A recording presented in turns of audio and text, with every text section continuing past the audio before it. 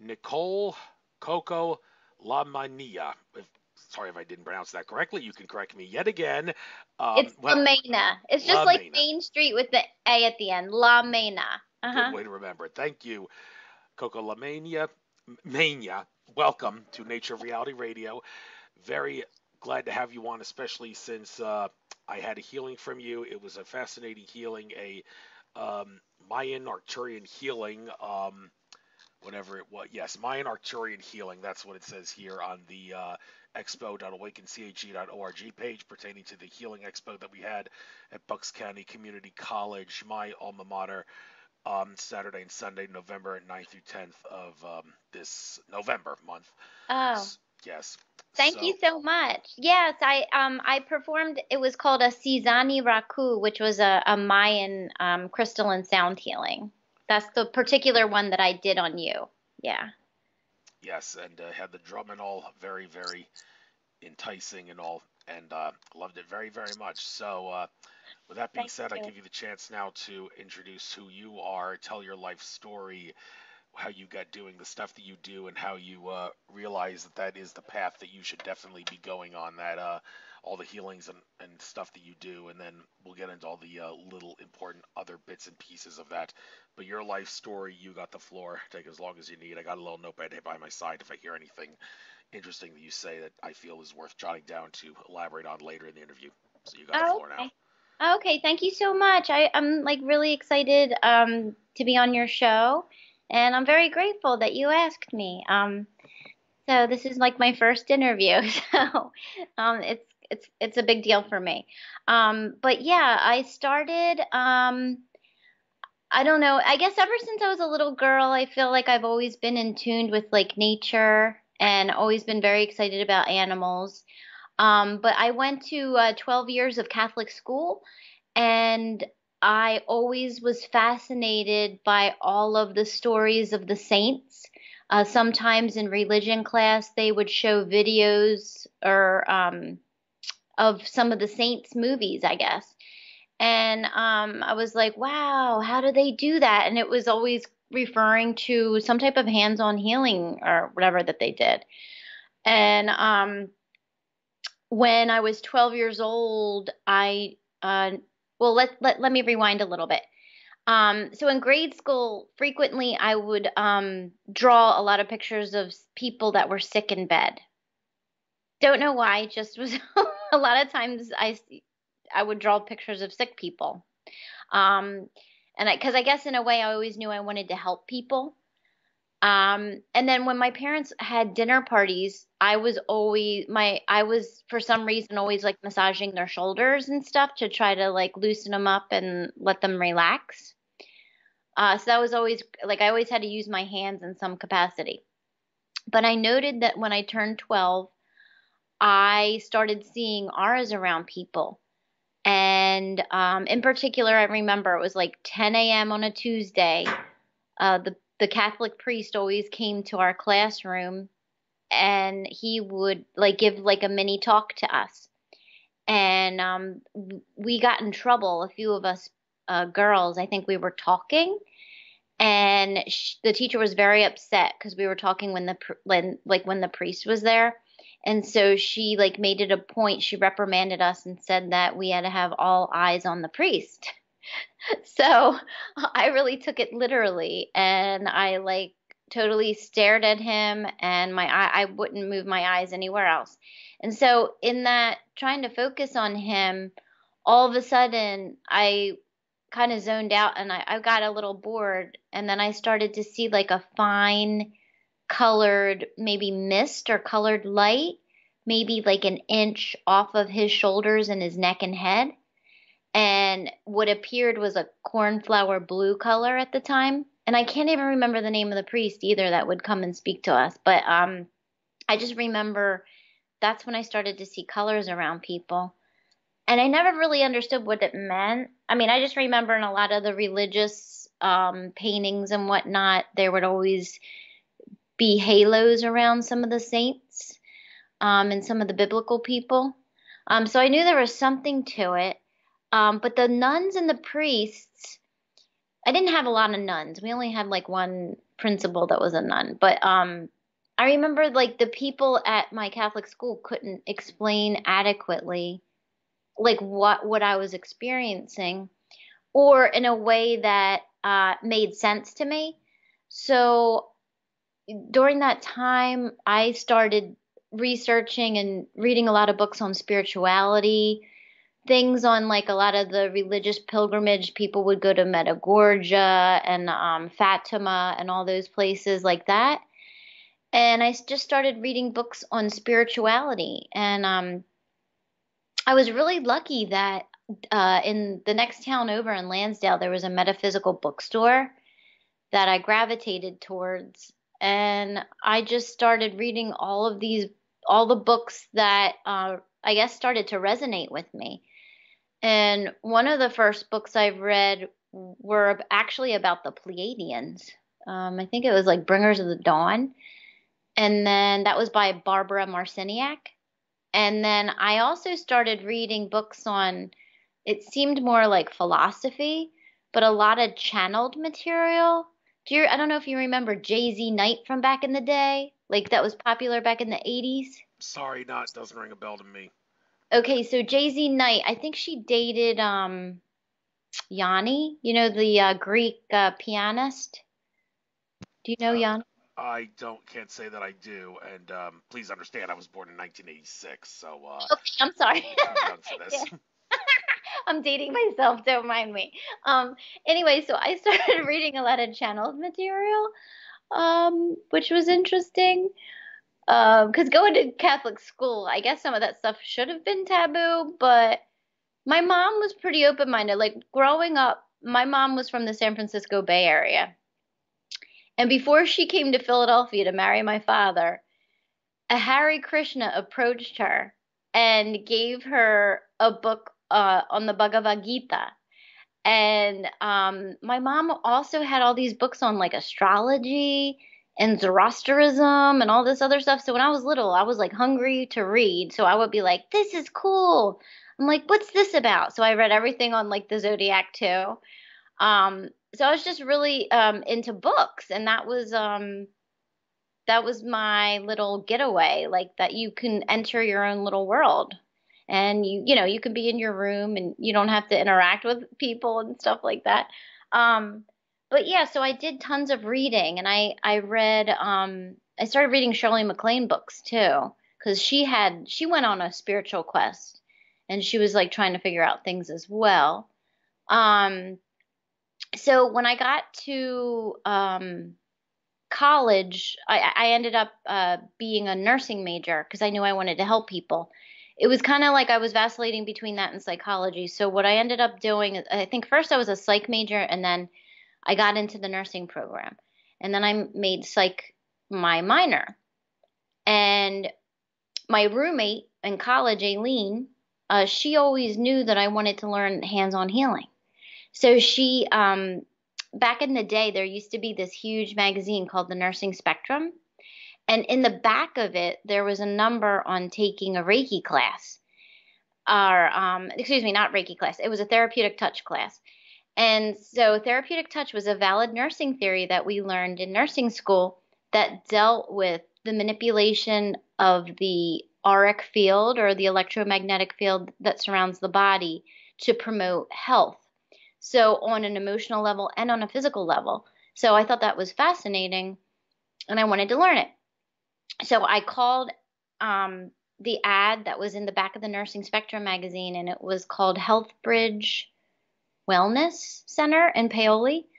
And I signed up for my first therapeutic touch class, but it kept getting canceled. There wasn't enough participants, but they're like, oh, we offer another hands-on healing modality called Reiki. It's just a different philosophy. It's more in a Japanese tradition, if you would like to learn that. So I said, okay. So once I started with my first Reiki class, my teacher was looking at me because as soon as she started teaching and I think we did a meditation or whatever, and after the meditation, I opened my eyes and I started to see, and at the time I didn't know what it was. I just saw these a purple circle that flew into the room and it zoomed all around the room. And I was like, oh, this is interesting. So she saw me like my eyes were following it. And so after a while, she goes, is anybody experiencing does anybody like seeing any like colors or anything like that? And I was like, oh yeah, I just saw this purple circle come in the room. And she kind of started giggling. And I'm like, oh, what does that mean? And she's like, oh, well, purple's the color of Reiki. And I'm like, oh, okay. And so for some reason I thought maybe it could have been uh, what is his name? Oh my gosh, I can't even think of his name. He's the Grand Master guy that started Reiki. Mikhail Usui. I'm sorry. I couldn't think of his name. So I'm thinking maybe that was him that flew into the room. And what I realize now that was an orb, a purple orb that I saw, because I had no frame of reference for it and I didn't even know what that meant. So that was like part of my journey. But my teachers noticed that I was very sensitive and I could feel energy and see a lot of things, and I didn't realize I was pretty empathic, probably from a young girl on. And then I started to pick up and sometimes just know information, even my teenage years. Sometimes I knew what people were going to say before they said it. Sometimes I just knew things, like when people's babies were going to be born, or um, if somebody like had an issue but they weren't telling all the information, I would get like a visual of what was going on and then tell them, and then they would be like, "Who told you?" And I'm like, "Nobody told me. I just saw it, or it's just a knowing, you know?" So, um so I guess my gifts probably started later, and both my parents are pretty intuitive. My dad has the ability to figure out what somebody's nationality is, and my mom has always had like psychic abilities, but it scared her because she was like a devout Catholic, and she thought that it was too fanatical what I was doing, like studying all this other metaphysical stuff. She's like, you shouldn't delve too much into that. That you're getting too fanatical now. But it was just, I think, her fear um, kept her from developing her abilities too, because my mom would get feelings very deeply, and her brothers too are very psychic. And that's a whole other thing. My mom's Mexican, so I had a friend in college who said that like the Latin blood people, because we have Native American blood, that we have abilities like more sensitive in like intuition wise, and we can get into a whole other subject there, because I think I don't know if you've heard, Andrew, how like a lot of Native Americans have connections to the galactic beings. Of course, I've heard all about that. I've talked about that many times on my show with guests that are Native American and not Native American. It's a fascinating subject. Okay, yeah. So that's I kind of put all this information together later in life, because you get bits and pieces of things like, well, my grandmother said in Puerto Rico, like that was like one of my college friends. She said that. Like how sensitive and how much like more psychic abilities and stuff. Um, but yeah, so from there on, I started taking Reiki levels 1, 2, and 3. And then my teachers, they saw that I had abilities, and they said, oh, I just wanted to let you know we're taking these courses too. Would you like to join us? So I started taking the courses they were taking, and it just kind of goes on from there. So they started taking Reiki Tumo.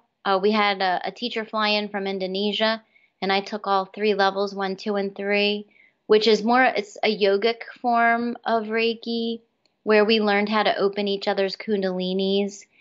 And I took some channeling classes with my one teacher where we learned how to throw energy balls across the room. We learned how to channel information. Um, it's just really fascinating stuff that it was really for like my expansions, like of my skill set, and to really kind of, I guess, thoroughly study all this stuff. And then I ended up they were taking classes with a Mayan priest as well. So then I said, oh, well, I'm Mexican and I know, part of my lineage, some of the ancient tribes, they were either Mayan or Aztecan. So I feel like it's kind of already resonates with me. Let's check this out. And that's when I learned how to do the Mayan crystalline sound healing. And I took all 3 of those levels too. And then through the years, I've had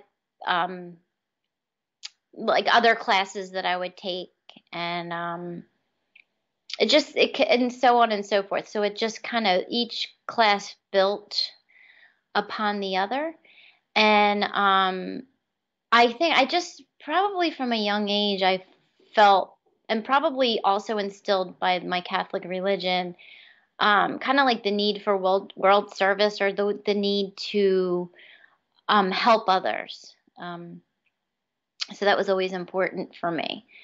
I'm trying to think of what else.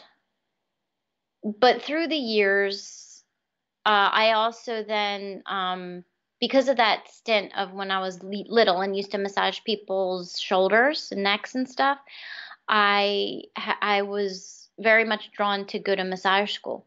So 6 years after I graduated nursing school, I ended up going to massage school and got a certification in Swedish Massage. So that complemented the energy therapies that I was doing.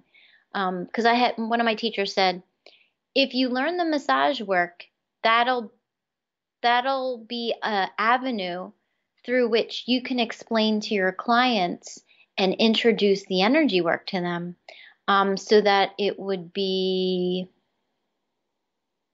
kind of like a seamless transition, so to speak. But what you don't realize is that once you're a body worker and you're already an energy worker, the energy is always flowing no matter what you're doing. So when you're helping somebody, especially with the body work, so you kind of get 2 for 1 anyway. And that also makes you more sensitive too. I don't know. I always felt like I can tell when somebody's walking. I can immediately see maybe what muscles are off just through watching their gait and how they hold their shoulders or their head. That seems to come very easy to me. And they don't even have to tell me, and I can zero in on the spot that either hurts or where it's holding a lot of tension. So yeah, maybe it's the empathic abilities. So I did that for several years. And then at one point in my life, I was a military wife, and I was living in Tennessee. And I always wanted to learn about the paranormal. So I was actually a paranormal investigator for a few years when I lived there right outside of Nashville. And I was part of the National Paranormal Research Team of Nashville at the time. And that's where I learned, in order to become part of this team, because I wanted to develop my reading skills of structures. So I figured I can read bodies pretty well. I would like to expand my skills and learn how to read buildings. And so that's primarily why I joined the paranormal research team. But in addition to that, in order to be part of the team, you actually had to learn how to use the scientific equipment. So we had to learn that too, which was fun. And at some point, I ended up becoming a trainer. And then I ended up writing some policies for the research team. And we didn't only just go in if people had a nuisance in their home of, paranormal activity. As nurses, me and my organizer, she had a PhD from India in metaphysics, but she also had a master's degree in psychology. I think she may have had a master's in nursing too. But she learned a lot of different. She was also a Rosicrucian. So I learned a lot of different aspects of metaphysics from her. And what was great is I loved that time living there. I learned so much. She had a Parthenon mystery temple that a lot of us investigators, that was like an offshoot group. that we were part of. So everybody was from a different background. So I came from a background, I was studying Nichiren Daishonin Buddhism, and I was doing a lot of chanting and Sanskrit and Chinese. Some people were straight up psychics. Some were North American shamans, South American shamans, druids, pagans, Wiccans. And so everybody had something to offer. So when we had these Parthenon Mystery School get-togethers, a lot of times we did education for each other. So somebody would hold a workshop on how to make a pendulum.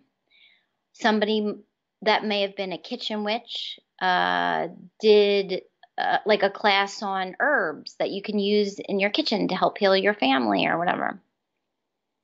And then, so we learned like all different aspects, which was really, it was really great. It was like, I felt very lucky to be there and learn a lot of different things. So a lot of the investigations that we did, some were, because we were in Nashville, it was a huge Civil War hotspot, historically speaking. A lot of the geographic locations were on Civil War battlefields, whether it was an apartment that had some activity, whether it was a home in the country, could have been an old farm.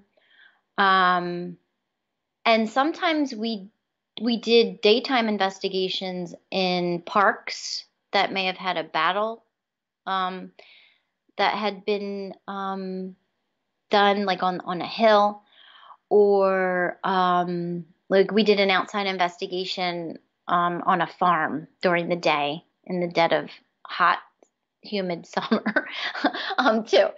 So that was very interesting.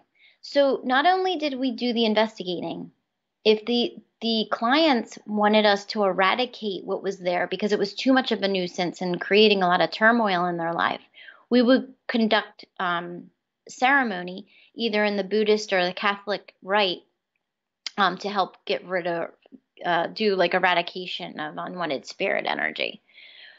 And then part of what I felt like I was a social worker there too. So what I did is I did a lot of follow-up where I actually called some of the clients to make sure how they were doing, because a lot of them were emotionally distraught. A lot of these spirits were kind of a nuisance. And so what we would do is I would follow up and make sure that they had the proper support. So if I could lead them to if they had a church, if they could go to their minister or whatever, or if they needed counseling, if, maybe they can follow up getting like therapy or whatever. So we just never left them high and dry. And then we did follow up to make sure that the problem still wasn't there. We wanted to make sure that it was still completely eradicated. So, yeah, so that was that. Yeah, so I've had like tons of interesting experiences, I think, throughout this journey of healing. Do you have any questions for me, Andrew? Oh, I got a whole slew of questions, and as far as where to start goes, well, I think we'll go down this bio a little bit here. Now, the thing that about the healing that you did on me and do on other people, interesting thing here, it says the crystals act as senders, receivers, absorbers, and amplifiers of energy and information during this treatment.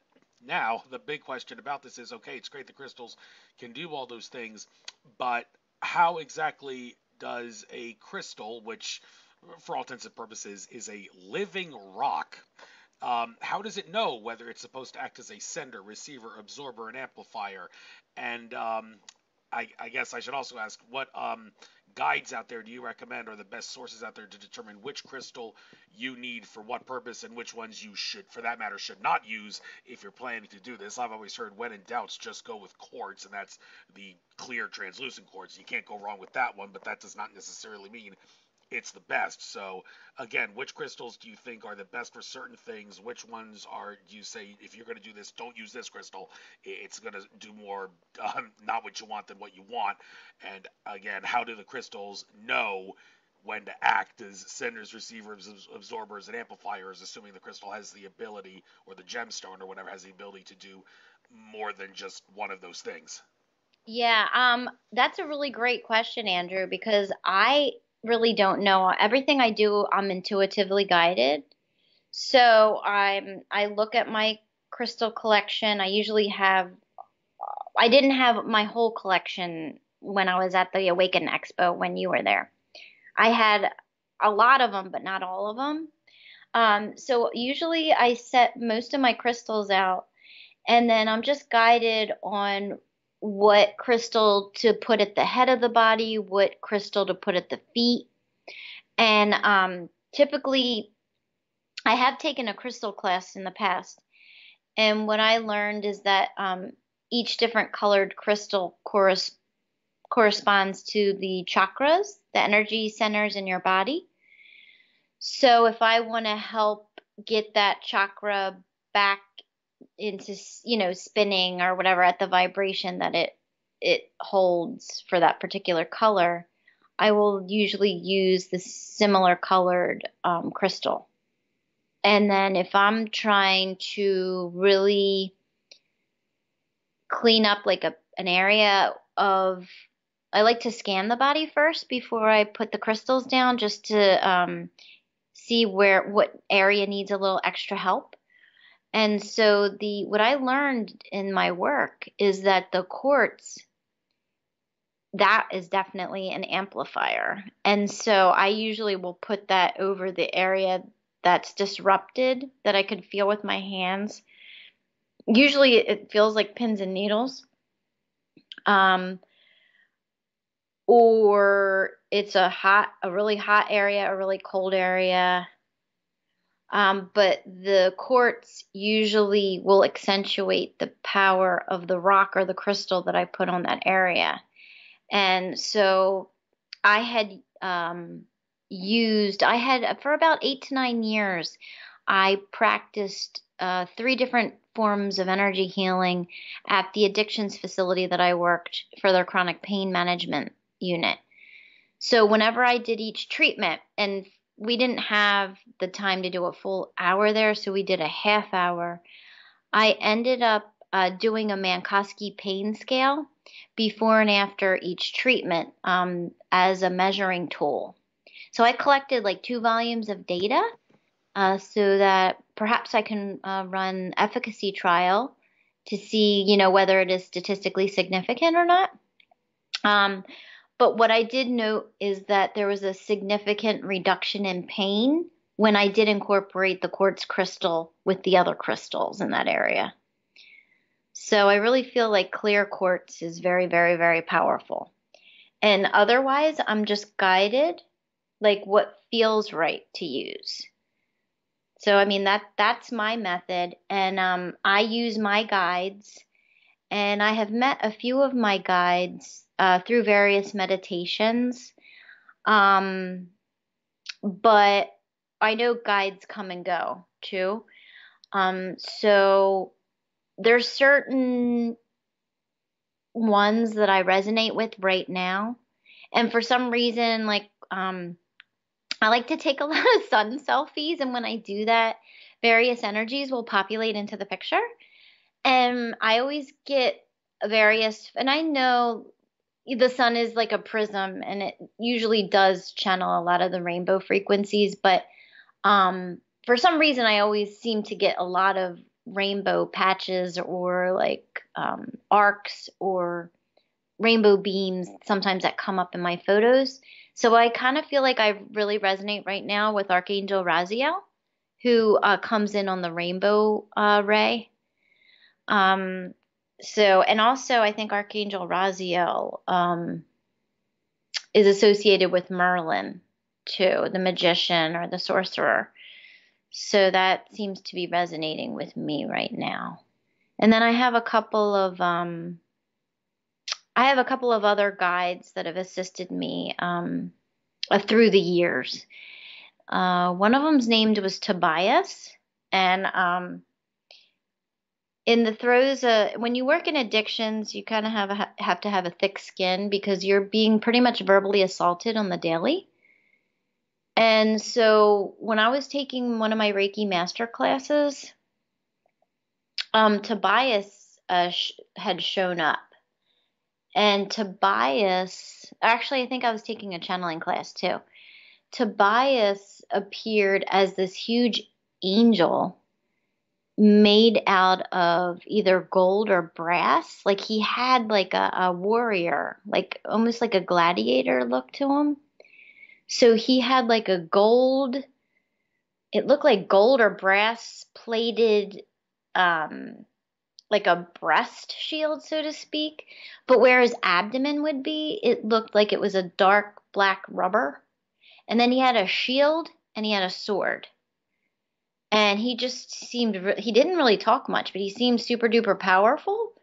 And like, just something like a guy that would say like to anybody else, like, don't F with me. Like he was just like really, like no nonsense. And then I had another guy, Daniel, that looked like he was either like Roman, something from the biblical times, dark curly hair. He had a mole on his face. He appeared more human-like with like a white tunic and like more like a gold belt with uh, leather sandals. And when he appeared to me, what I got was a vision of a man running. And he was huffing and puffing, very out of breath. And what he looked like his body was up against, for lack of a better description, do you know what a pueblo looks like? Yes, yes. So it American was like Southwest kind of pueblo. Yes. yeah, but it was like some type of like clay building. Like, so I'm thinking it was probably more biblical. But he kept looking back and forth, like he was running from somebody and like hiding behind like this building. And I didn't really understand what that meant until I started researching things on the internet because you see things when you're in a meditative state or you get vision and you're like, well, what the heck does that mean? So when I looked it up, the book of Daniel actually came up from the Bible.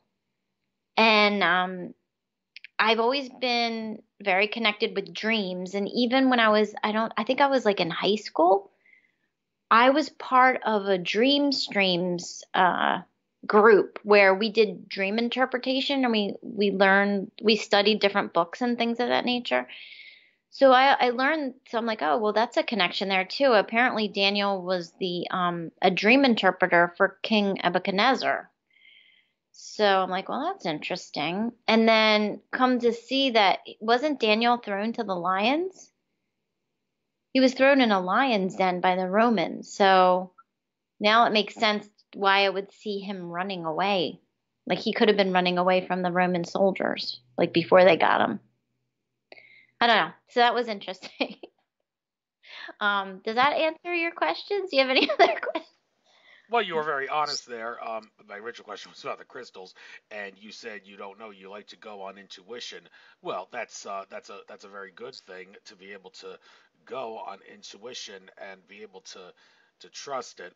In this day and age of consciousness rising, people are trying to learn how to be trust intuition, go with the gut, and definitely go with the heart. If you have to choose between the gut and the heart is always better when it comes to intuition, and of course the gut's better than the head.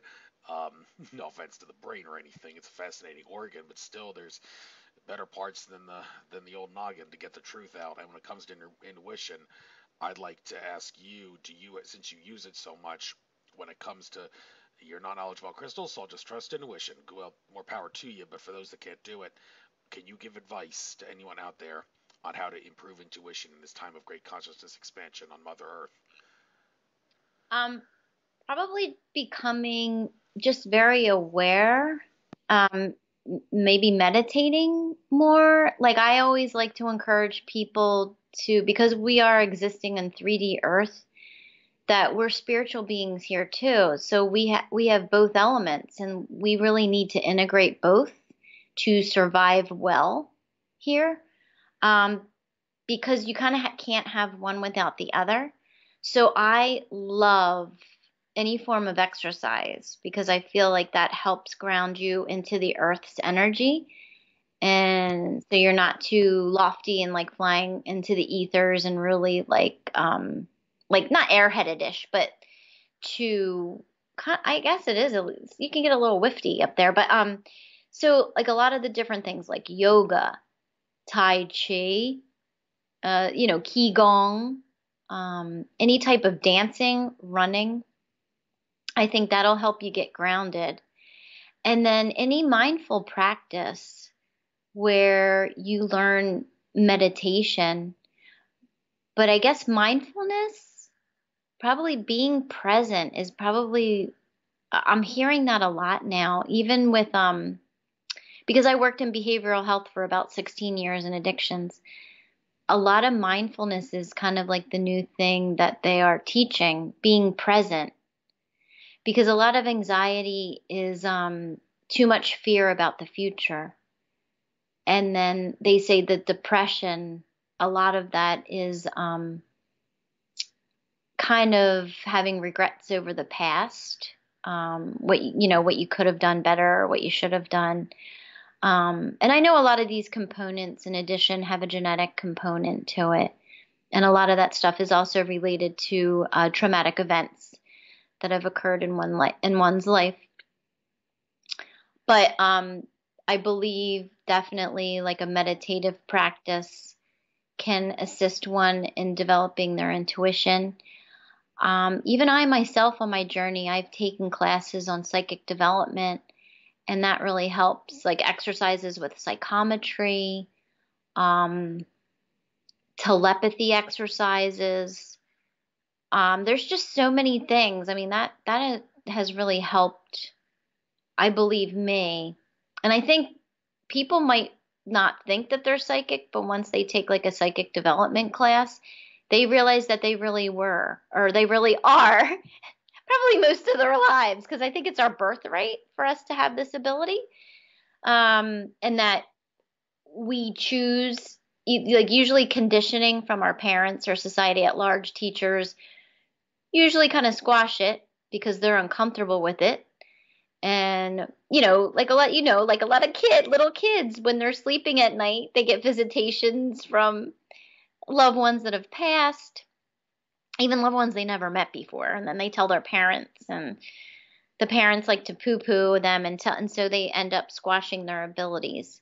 But we really do have a birthright, and it's up to us whether we expand on it or we don't. We kind of make it remain dormant. But to me, it can only help one in their life. I feel like it's like an added benefit, So, I'm not sure. Thank you very much. Now, when it came to the music, the musical instruments that you were using, I definitely remember using the drum, and interesting, really like the beat of the drum, but when it comes to drumming, I seem to be better when it comes to rattles. Whenever I'm around a fire pit, I say, give me the rattles, because when it comes to drums, I seem to have problems with it. I've taken a few lessons, learned a few things about it, but of course the drum you used is not the one where you have to like use the hands and tap the side and then the front with the top of the hand. You got an actual thing to, like a stick to hit it with. So it's pretty straightforward there, not too confusing. Just know the rhythm and hit that drum. So I guess since you use it, what is it about the drum that makes it such a mesmerizing instrument compared to other instruments? And what frequencies, cadences, rhythms are really good for healing people and putting people in a trance? That's a really good question, because the way we were taught to do the Cizin Raku is that you'll be guided to play which beats.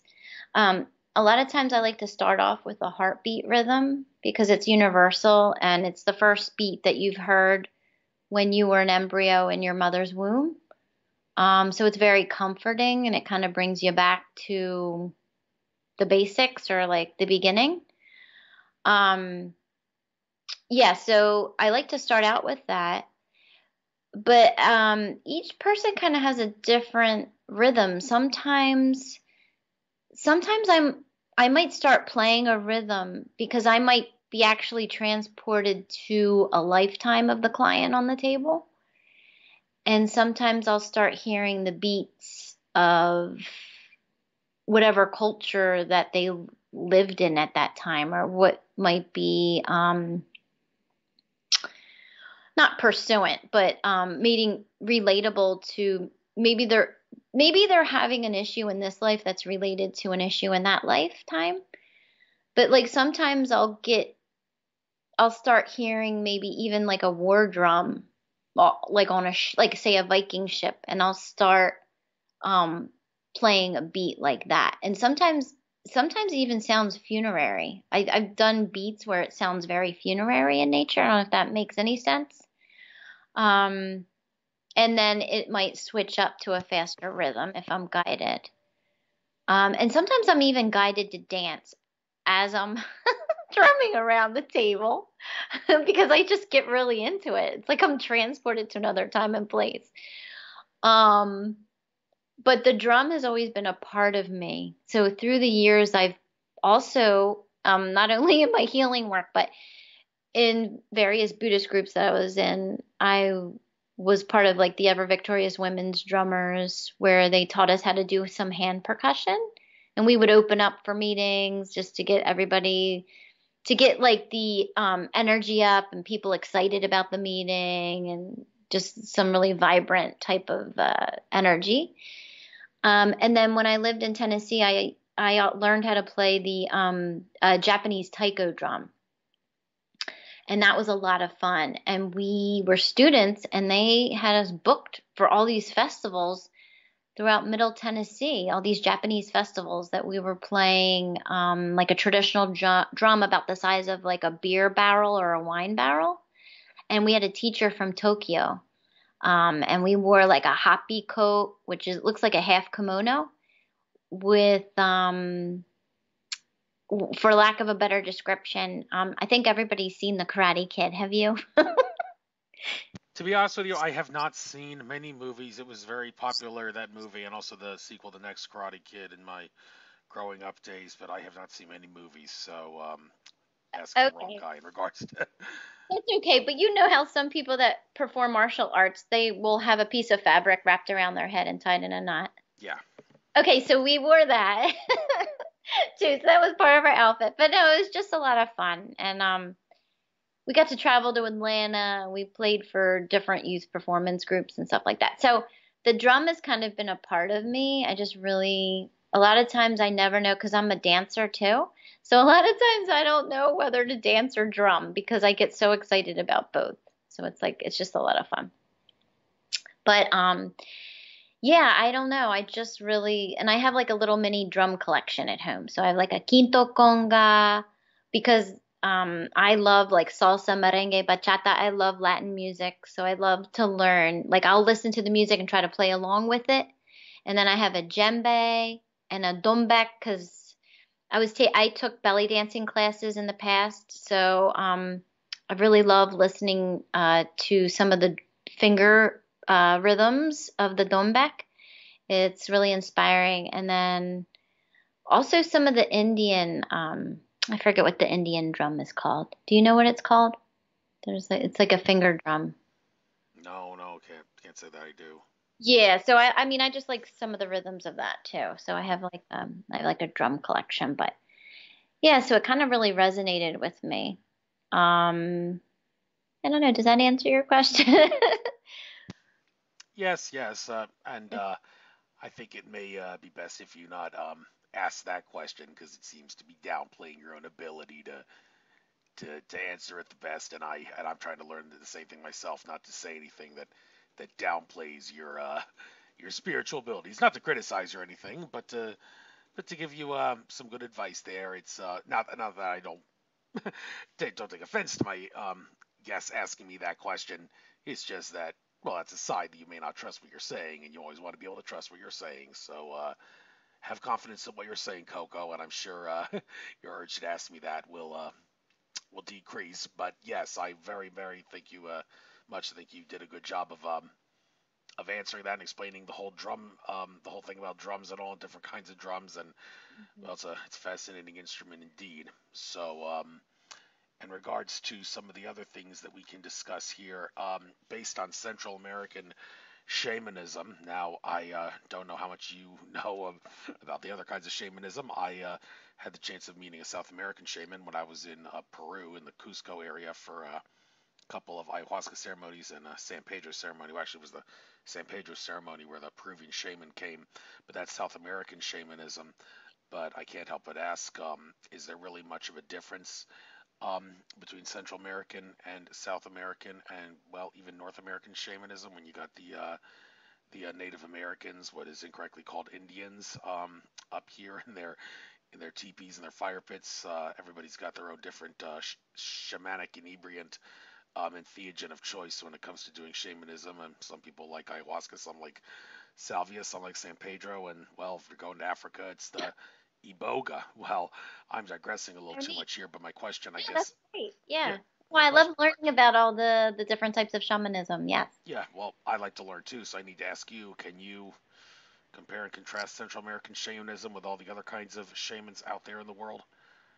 I'm not sure that I'm like quite the expert on all that. I just remember like in the early years of me learning energy work, I've had quite a few mentors. And I remember when one mentor, Arnie, he was on Red Road. Have you heard of the Red Road and the Yellow Road paths? Red Road For and well, yeah, and Wizard of Oz, but that's this is different. Oh I yeah, yeah, no. I think this is more in terms of like the shamanism. So my understanding is that North American shamanism is more based upon Red Road, which is like a school, not a school, so not like a physical school, but like a pathway, like a concept, Red Road. And then my understanding is the South American shamanism is more Yellow Road. But that's all I really know. And then I have friends that have studied Russian shamanism, and we used to go to the Russian, what do you call it? Did you ever hear of the Turkish spa in Southampton? the Turkish spot in Southampton. We're talking Southampton in the UK or in Bucks County. In Bucks County, Uh, I Pennsylvania. think I've heard something about a Turkish spot in Bucks County. Yeah, Southampton. Yes, something. Yeah. What is So it? I used to go there. It's like something like $35 a day. I mean, I think it's great. They have all these various wet saunas, dry saunas, jacuzzis. They have a heated pool. They have like a fresh juice bar. They have authentic Russian food. They're like borscht and like lamb shank and this garlic carrot salad. Anyway, I digress. But anyway, I had a friend who was brought there by somebody he was staying that was staying with him who was studying with Russian shamans. And so we did 4 rounds in the wet sauna, and then between each round, you you take like a brush and you like um use it to take off the your old dry skin cells and while you're in the sauna. And then like say the second round, like he had essential oil infused bath salts that you would take and rub all over you to exfoliate your skin. So after that round, you go to the Arctic shower and then you rinse off. And then you go back into the wet sauna and then you do, say, you do honey. So you take raw honey and you slather that all over your body because honey is healing. It has anti-infective properties. It's just very therapeutic. And then after the honey, I think we would use like a sandalwood soap. That was like the fourth round or whatever. And then you come out and you do the Arctic shower. So it was very symbolic because apparently in the shamanic Russian rite, people did that. And then it was just a great day. They have an Arctic room too where it's really, really cold. They have an old Roman bath with like ceramic tiles and ladles for the hot water. I don't know. It's really cool. And then they have this stuff called Vedics. Have you ever heard of Vedics? As in Vedic from India, like the Rig Veda and the UFO craft from India that Michael Cremo is known for talking about, that kind of Vedic stuff. Um, You know what? No, I think this is more in the Russian tradition. It's a whole bunch of like twigs and with Okay, you said leaves. Vedic. I'm probably thinking Vedic. Yeah, yeah, There's you're probably a thinking of difference. Vedic. Okay. They. I'm like Vedic Okay. is what you're talking about, and I'm talking about. I think it's called Vitex. Oh, Vtix. Okay, you okay. Not So Vedic. That's like no, Mike Martino's that's from specialty. Ayurveda, Yeah. Ayurveda that you're talking about. But no, the Vedics is you take this like swath of tree branches and you dip it in boiling water, and then you like you're with a partner and you have so I learned from the old Russian men, right? And then they have these little like wool caps on that's supposed to protect. I'm like, why do you wear the wool caps? Because I would think it would make your head hotter. And in some of the dry saunas, they're wearing these wool caps. And they said, oh no, it protects your head. And I'm not really sure how. But anyway, so he took these branches and you lay down on the wood in the dry sauna. There are these little decks that are like tiered. And basically you have your partner like beat the really like hot twigs with the leaves on them like all over your body, almost like a massage to I guess stimulate the circulation. And then you have the person flip over and you do their back. But I didn't like that very much because I didn't like when they did it on your face because I felt like I couldn't breathe very well. And it was very like I got very claustrophobic. But yeah, that's like part of their culture. And I think they go there a lot like on the weekends. Like there you see a lot of men, like the older maybe like Russian, Turkish fellas, they go there. And then they have their cigars afterwards around the pool. Or I don't know, maybe you can't smoke inside, but um yeah, it's like it's a lot of fun. Anyway, so that we there was an element of Russian shamanism that we did there and that was fun. But I don't really know like a lot of the differences between like the shamanism. I just only remember the red road and the yellow road. And I'm sure there's stuff in between with the Central American shamanism that I do, which is probably primarily from Guatemala, Belize, and probably Mexico. So, Now that part of Central America, that's major hotspot when it comes to um, Mayan activity. Um, we got the city of Tikal in Guatemala.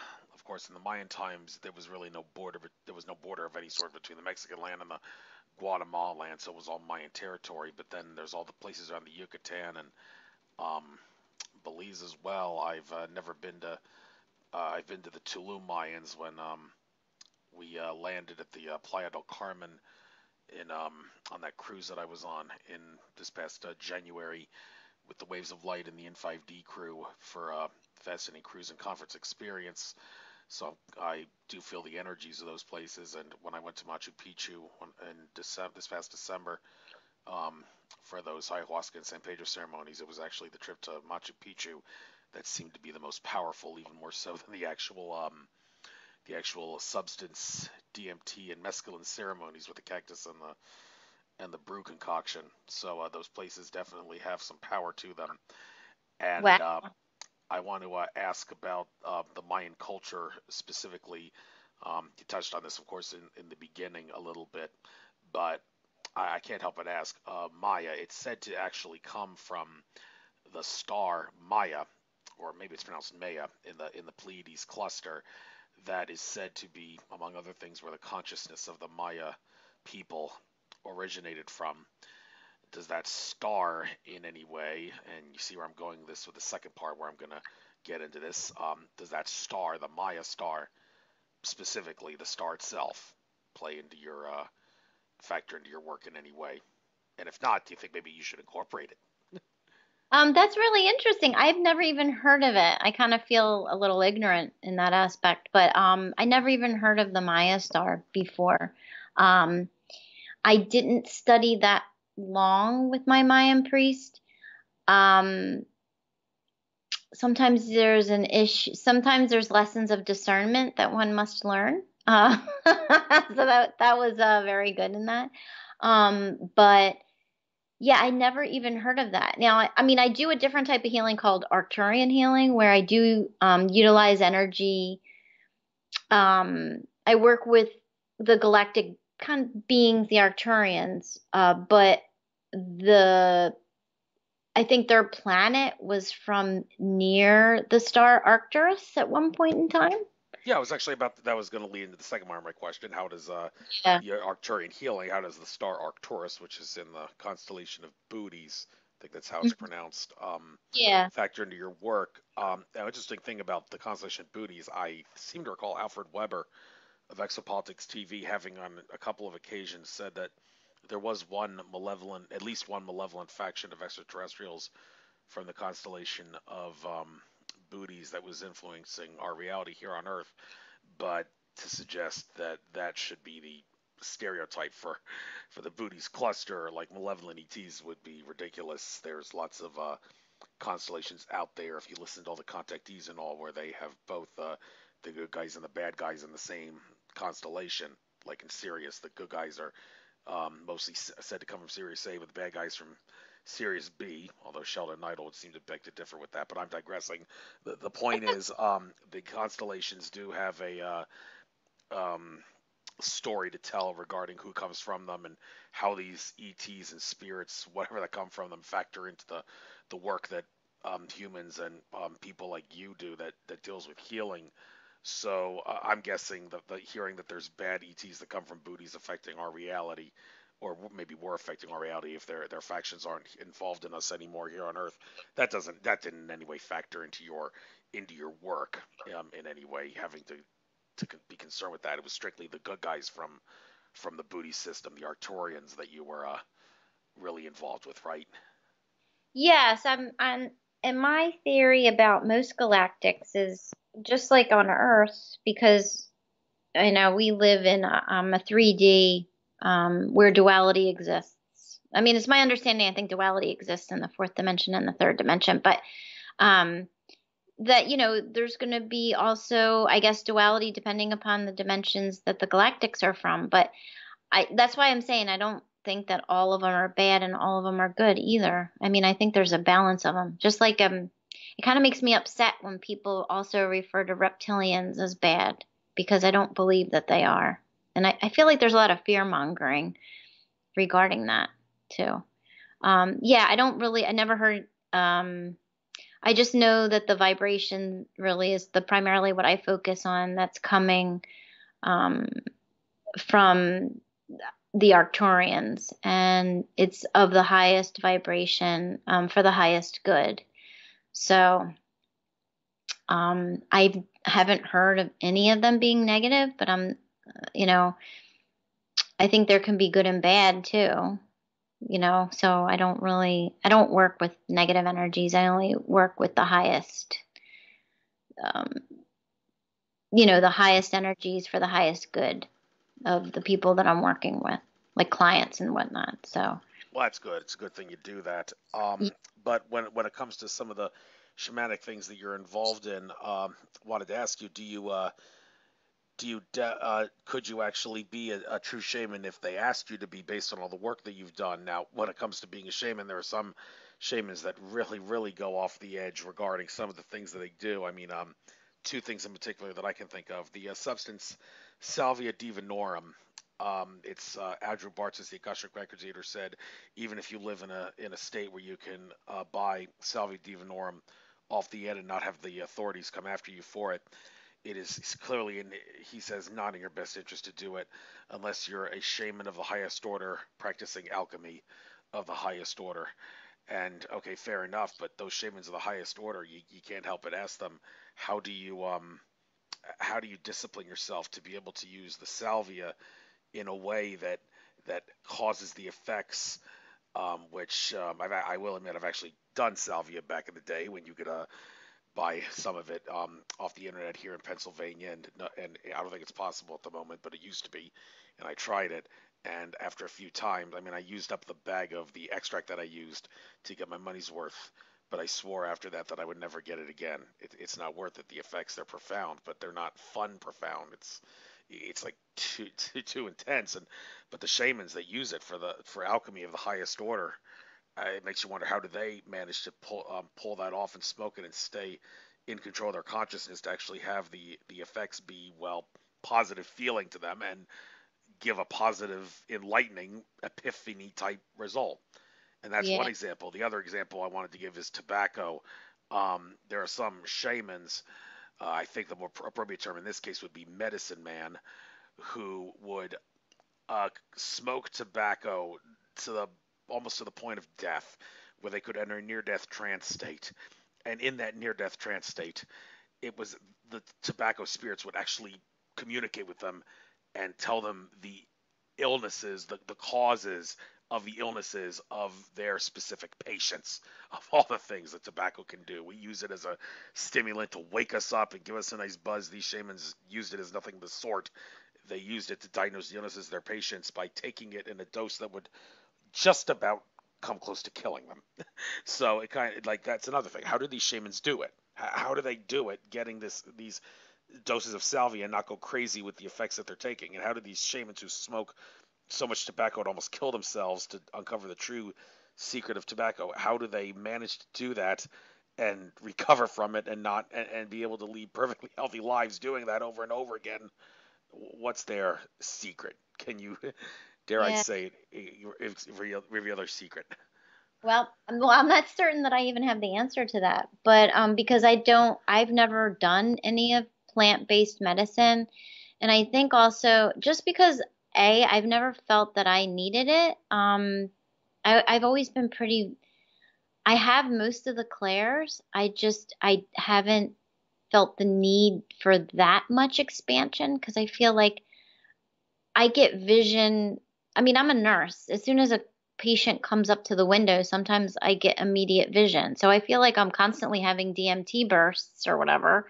Um, so I never thought that it was necessary. And also coming from like a family of addiction, I've always veered away from any addictive substances or mind altering substances because I never felt like that was my path or I needed to go there because I always saw like the ill effects that have occurred in my own personal life. Um, so yeah, so I've never really used plant medicine, so I feel like I can't be like the expert to like comment on that. However, back in the early days, I practiced some Native American spirituality and I would go to medicine wheels. And whenever there was a medicine wheel, a chief would come from another tribe or, come from another state, and they would give their little, I called it quote unquote sermon as they walk around the medicine wheel. And then, when you're new or you're introduced there, you intuitively pick a spot that felt right to you. And then you realize like what section and like what animal that referred to and like how that applies to you in your life. But I remember Chief White Pines came down from upstate New York during one of the medicine wheels I was at. And at the part of the ceremony is doing a peace pipe with tobacco. And I remember him, I think intuitively he would pick up on the thoughts of the people there. And being a nurse, I'm like pretty gung ho about health and like not really into like much of things that people become addicted to the nicotine and tobacco. But I know the Native Americans used it very sacredly as part of their ceremony, and I guess they attained a higher states of awareness by using it. And then I remember Chief White Pine said something like, some people might think, that this isn't addictive and it can be bad, but he was saying something to the effect that, just for the ceremony, it's not going to have any untoward effect to you. I just remember him saying that. But yeah, I don't know. Sometimes through the power of intention, one can alter the effects of perhaps a substance might have on the body. So maybe by making the intention, maybe of safety and not because, like you said they use the tobacco to the point where they're almost dead. But they're reading and they're doing like a medical intuitive type of reading on the people there, like on their client. No? Is that what Yeah, you're? that's what I said. They actually do that. They smoke tobacco to the point of almost death to enter a near-death trance state, where in which they in that state they can diagnose the illnesses of their patients. I had an interview with Garrett Duncan, Native American, on my show where he tried to explain in greater detail the secrets behind tobacco's mysterious ability to do this, where it's not just a little thing to give you stimulant buzz or something. It's an actual it's the perfect medicine for someone who wants to be a healer because it tells you what the symptoms, I mean, the causes, I should say, the causes of the illnesses of the patients that they're trying to diagnose with Yeah, their I own mean, powers. I could only guess that they use the power of intention, and they might contract with maybe if there's tobacco spirits that they would anchor them onto the earth plane so that they didn't pass over because if their time's not up, like for a safety mechanism. That's the only thing that I can think of. But I don't know. What did Garrett say?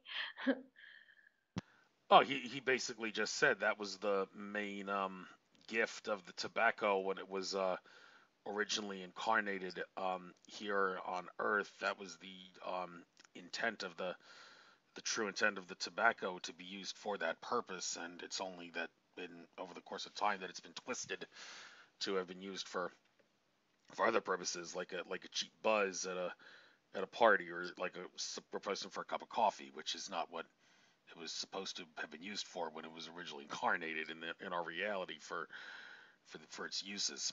So Oh, there was more to that. It was a while back, but yeah. that's what in a nutshell he said. So with that being said, let's move on to some other things worth talking about here. About the crystals. Hmm. Now the grid layout. You said that put the crystals in a grid layout, and that reminds me. I wanted to ask about like specific grid layouts with crystals. When it comes to laying out crystals, like not just in the way you do, but also around your property, like the Spirit Science YouTube channel, one of my favorite channels, did a video where they talked about putting crystals around your house, in some like on the windowsills and on the tabletops and all, to create some sort of a grid. Now, my question about this is, if you do that, or do you really need to get really picky and all about like which crystal needs to go on which windowsill and which crystal needs to be mixed with what other crystal, or is it basic, or is it are the crystals so powerful and so intuitive as living rocks that you can actually lay them out helter skelter around your property at random places, just trusting your angels and guides to that you put them in the right place, and you really don't know whether it's the right place yourself. You're just trusting your angels and guides to help you. But even if you didn't do that, and even if you did lay them around helter skelter and without any specific paying attention to any thing saying you should lay them here, you should lay them there on this cell on that crystal there, do the crystals have the ability to like interface with each other in such a way that they can produce like the grid of energy that you desire, even if you didn't lay the proper crystal in the proper place, if you get my drift? Yeah. Well, I don't have a lot of experience with putting crystals outside of my home. When I bought my particular twin, there was already a huge quartz crystal in the front yard. And I bought my home from like 80-year-old Mennonite couple. She was a nurse too. But they had a green thumb and they had beautiful a floral garden. And then I think they probably, I don't know, they may have grown vegetables at some point, but they just had a beautiful garden. So, and then there were some other interesting stones that I uncovered, but somebody stole them off my property because I was showcasing them on the corner. I'd just been guided. I've never had to follow, I guess, I don't know if people probably write books on how to set up crystal grids, but I've only I just use my intuition. That basically that's the bottom line. But I was guided to put these three huge rocks that I found on my property on the corner, and of course the really metallic, shiny one. I don't know if it was in the slate family, and I do have a book on somebody. I think my aunt gifted me the Audubon Society of Minerals and Crystals or something, but I don't even think I could identify it. It was a very unusual black metallic huge stone that I put there and somebody stole it because I think they liked it. Um And then I just have two just run of the mill like slate stones out there. But I was guided, I was gifted by one of my healer mentors. He gave me a huge labradorite orb, and I was guided just to put that on my Buddha statue outside underneath my huge oak tree, so that the Buddha would be holding it. And then um, somebody told me that it does have like protective qualities too, I guess. And so basically, you can program your crystals with intentions. So I just like intended that it would, help protect my property and whatnot, things of that nature. And sometimes I'm guided and just to put, I guess you call it helter skelter. I guess that's what I do. I just sometimes put out my crystals on my windowsills in a way that feels right. And that there's no science to it. It's just what feels right. And same for other crystals around. It's just whatever feels right. You can put them in whatever pattern that you want. But in terms of putting them on a human body, particularly for the Mayan work, is there is a protocol to follow for the Mayan work that I do. And then I add extra crystals to the area if something needs extra balancing or extra healing or whatever. And then, a lot of my teachers said in time, I'm going to probably develop my own signature type of healing, which might incorporate a lot of the things that I've learned through the years. And that already started at that Awaken, where I was at the Awaken Expo. So a couple of clients after I was doing Arcturian healing, but then I was guided to utilize some crystals too with it. So it was, it was pretty interesting. I felt like I was mixing a couple of modalities together with it. Well, you certainly did a good job. I got the benefits of your healing without question, and I have no doubt all the other people there did as well. So, Thank and you so much. you were like in the middle of the room compared to all the other healers. Does that help you in any way, or do you really not care about that? Like being around all the other healers in the center doesn't really make any difference in regards to because you clear a mind of everything. I presume, like before you're doing the healing, and while you're doing healing, your mind clears of everything other than the healing. So you could have healers to your left, to your right, all around you, or even no healers around you at all, and it's all the same healing from your perspective. Am I right? I believe so. I always feel a little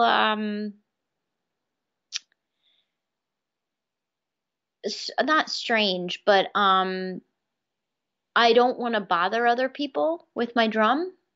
Like other healers when they're doing their work, because I'm afraid they're not going to be able to focus or concentrate. And so that's sometimes I even ask if they have like a separate room or whatever to put me in because I just don't want to disturb anybody. But they really didn't. So I ended up being in the middle, which I felt like so the vibration was reaching everybody.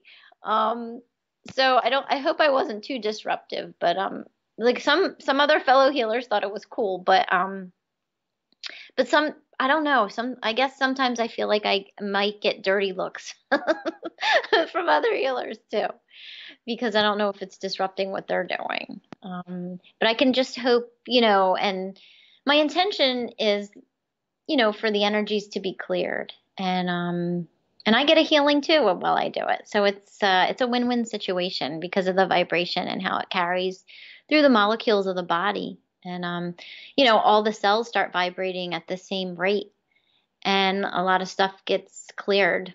So I guess it's all about the vibration and clearing, like stuck emotions and whatnot out of the tissue, out of the muscle, bone, tissue, organs, and whatnot. So a lot of people end up, like feeling refreshed or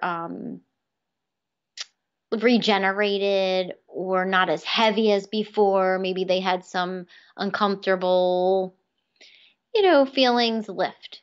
sadness, grief, anxiety. Maybe they're grappling with an issue. Maybe they have a little bit clearer insight on maybe how to approach it, how to approach tackling that problem. Yeah, so I don't know. I just yeah, it just so happened that I had to be at the center at the time. That was the space that was available. But I mean, I got good feedback from a few of the healers. So I guess I didn't feel as bad.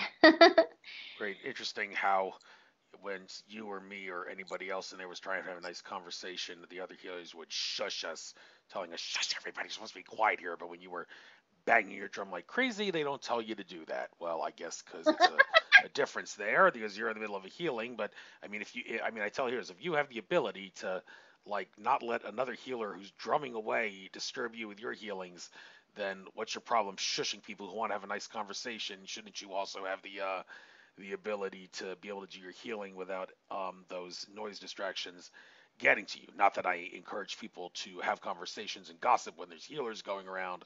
My point is that a decent healer, just like decent meditators, like when you're meditating and all of a sudden your phone rings or some noise comes out of nowhere and like for a few seconds, then it goes away. A good meditator can listen to that and tune right back into their meditation as if it never happened.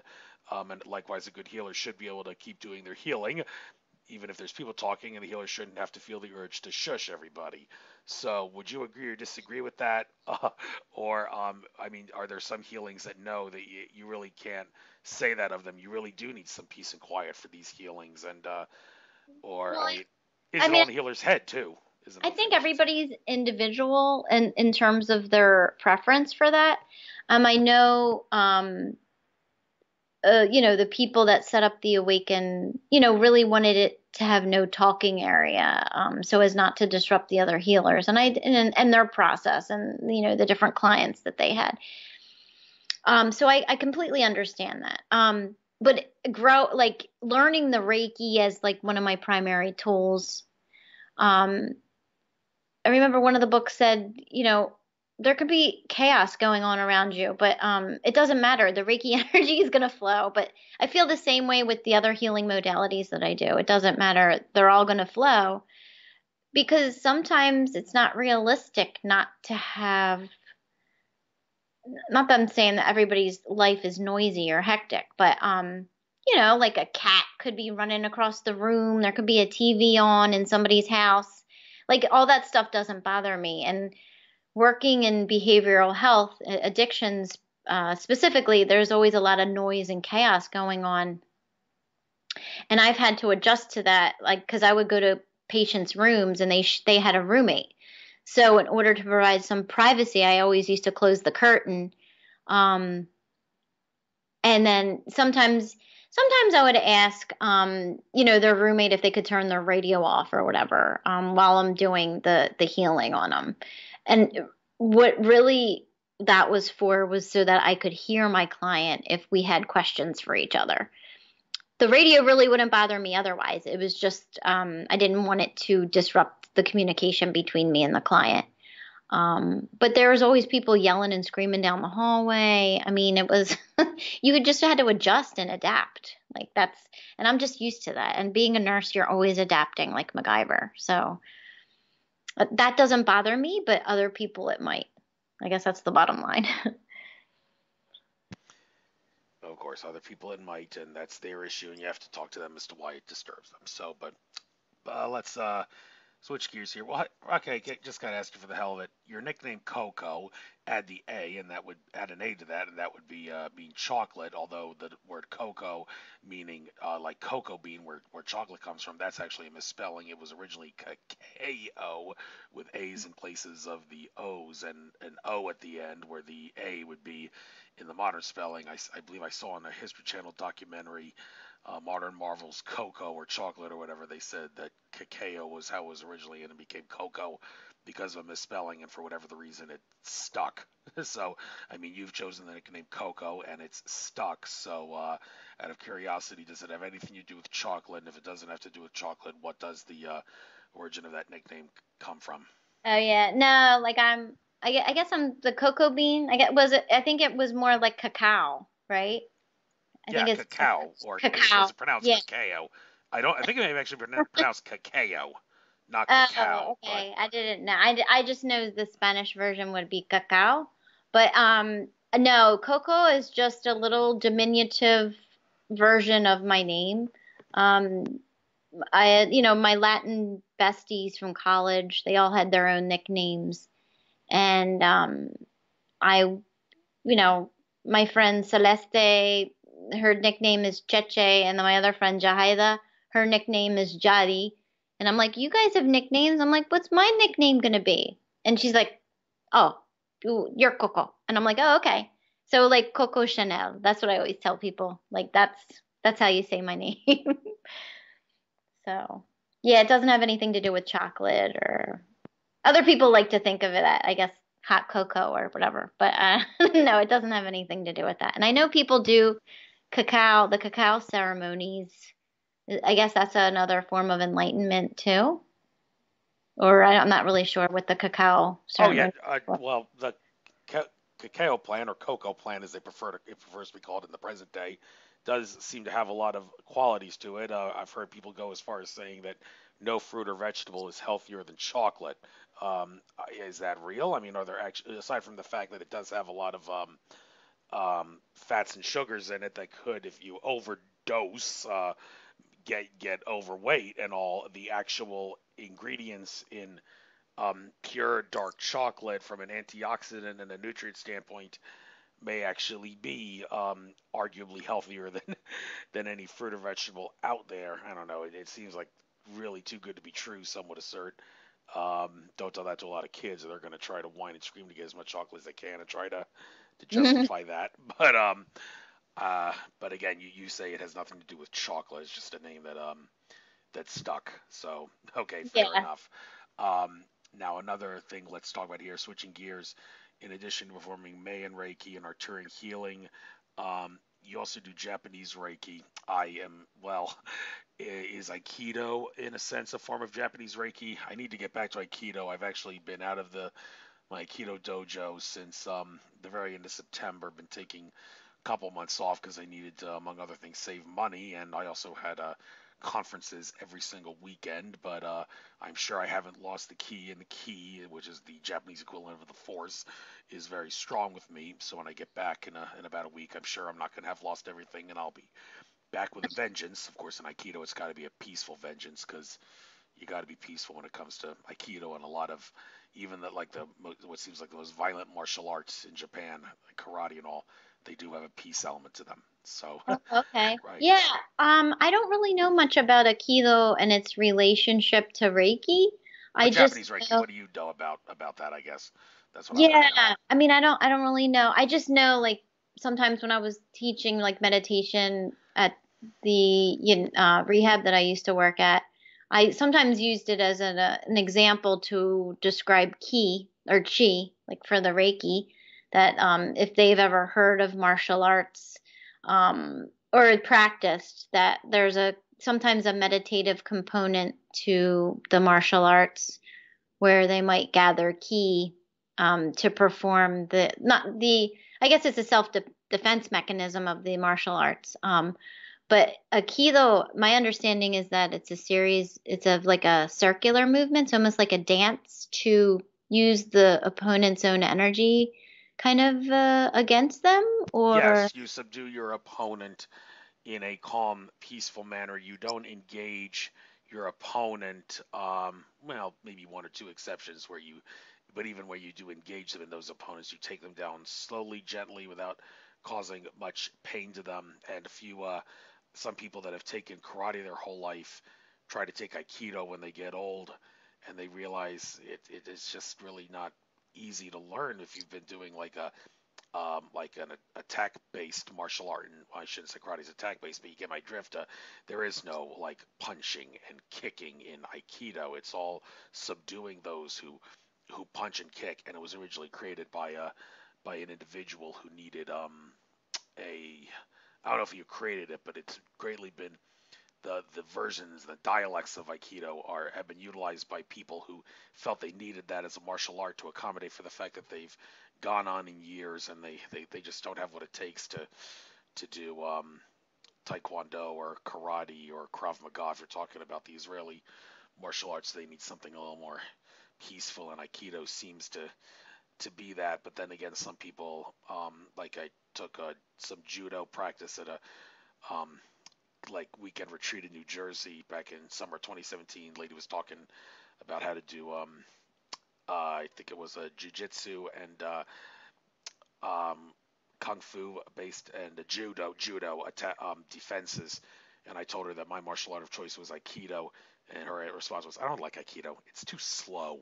And but it's well, that's her prerogative. But when it comes to, I mean, Aikido is the one martial art that does not use violence to escalate violence to almost every degree. And interesting you said about the key aspect to it.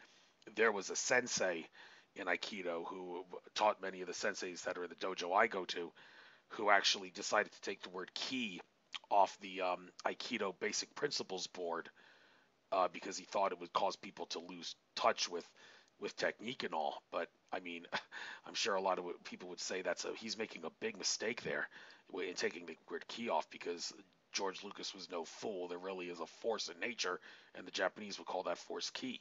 So to remove that from the martial arts guide list, how can you not say that's a huge mistake?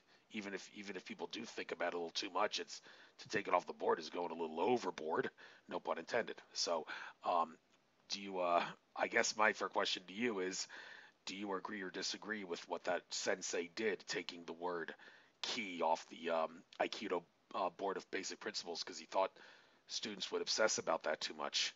Bad idea or good idea? Oh, that's interesting. I don't, well, I think isn't that the whole point of that martial arts So, system? okay, so you think it's a bad idea.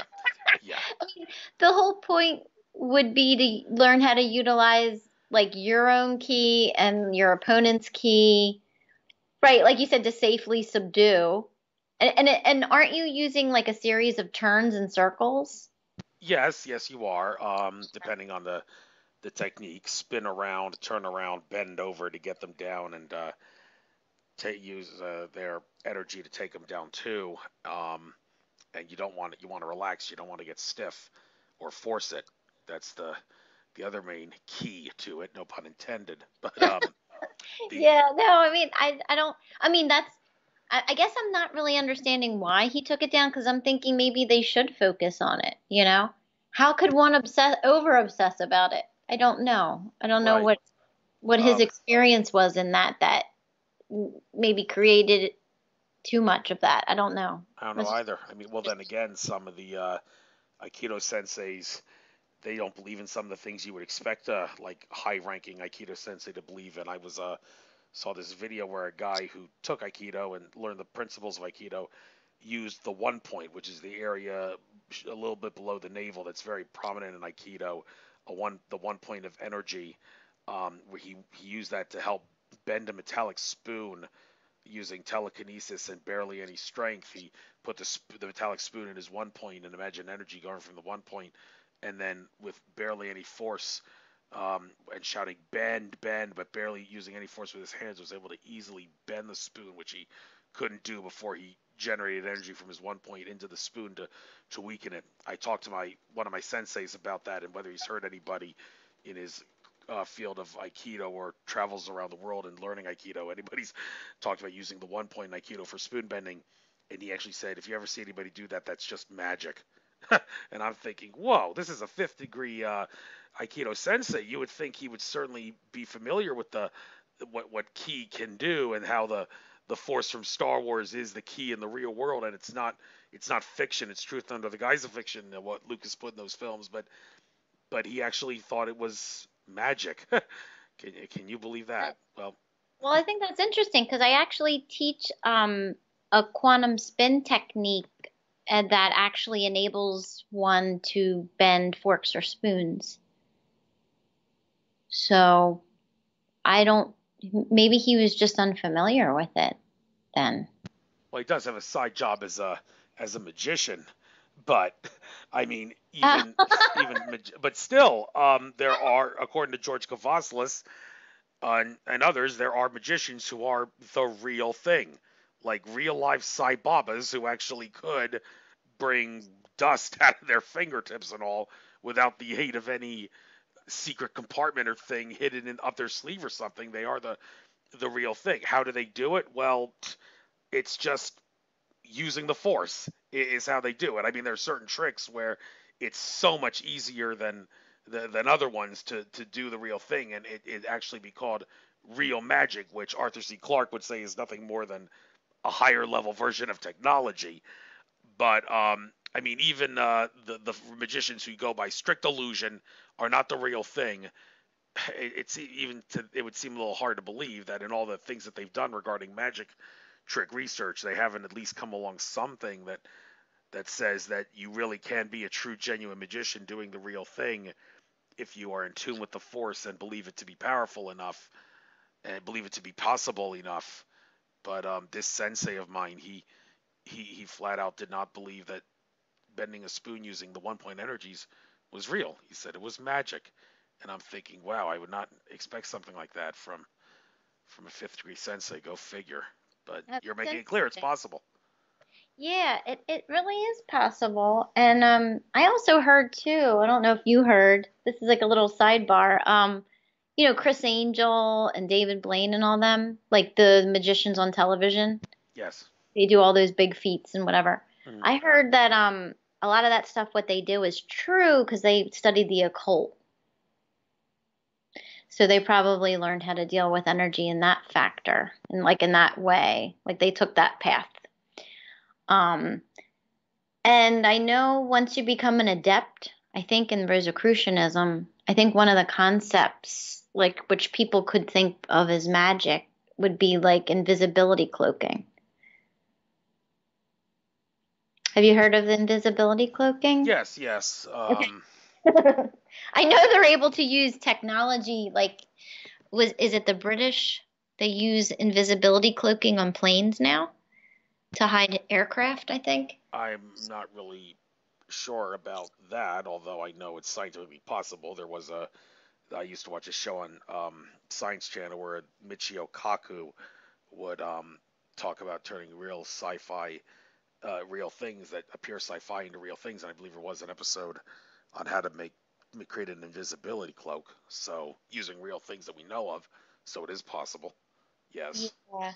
I actually did I used to present I guest starred on a internet television show called In the Afterlife back in like 2010, 2011 with some fellow psychics that I met in psychic development class. It was Teresa. Do you know Teresa Roba? She's I don't think I've heard her name. No. she's a like local psychic in the area, and so I used to guest star on her show, and I presented Coco's Mystical Corner, and one of one of the topics I did was invisibility cloaking. So I took like a scientific perspective, and then I took like the metaphysical perspective, because sometimes it's an illusion that one can project, and they might not even know that they're doing it, but but a lot of times people don't even know that I'm in the room with them. And they'll be like, I'll be standing right next to them and they'll be shouting my name, shouting my name. And I'm like, I've been here the whole time. I'm like, why are you yelling my name? And then they get really startled and they didn't even know I was there. So, yeah, some people say that that's a projection of an illusion um, when you can cloak yourself like that. And it's really with a thought form that you're putting out. Like say like one is hyper focused in their work and they need to get something done. And so in their mind's eye they might be like I really don't want anybody to talk to me right now because I need to get this done. So so like you could inadvertently project an illusion of invisibility and then people won't be able to see you. It's worked several times, yeah. Right. I have no I doubt. had a coworker that the same thing would happen to him all the time. And they would be shouting and screaming his name. And he's like, I'm right here. Why are you screaming my name? Interesting. All right. Yeah. We've got a little over 20 minutes, so let's try to cover some of these things here in the last paragraph here. Maybe even cover them on the fly just so we can get all of them in. Now, when it comes to certain types of healings, you are a massage therapist and trying to help people release stuck emotion, stresses, and blockages in their bodies. Now, this kind of stands out to me because shortly before this, we were doing this interview, I was looking at something that numerologist.org, which I'm subscribed to, is trying to sell to me right now for a very cheap discounted price of $7. This guide on how to clear a lot of negative things without having to pay a lot of people like you and such to do it, be basically self-healing and all. And I'm gonna have to look into details on this, but when it comes to like massage therapy, I would have to think, just like how we found that you really can't tickle yourself, is the same phenomenon true when it comes to massaging yourself? I mean, when it comes to like healing yourself, trying to some sort of massage, would you really have to, for the most part, hire someone else to do the massaging because you can't really massage yourself for the same principle that you can't tickle yourself? I've never I've never heard that you can't tickle yourself. That's so funny. Um, well, I will try to do self massage on myself if I know that I have some like stuck areas in my rhomboids or my traps or my scalenes. Yeah, I've done some self massage, and then sometimes you can use tools. Have you ever heard of the hook The Well, before? I've heard of hooks that like Daniel Teague of Vegas Star Healings. Whenever he scans people, he looks for cords and he also looks for hooks. But I presume Okay. this is different from the hook you're talking about. This is an actual physical object, not a Yeah, this thing. is an object. Okay. Sometimes they're made out of wood, sometimes they're made out of metal, and they might have little knobs on it.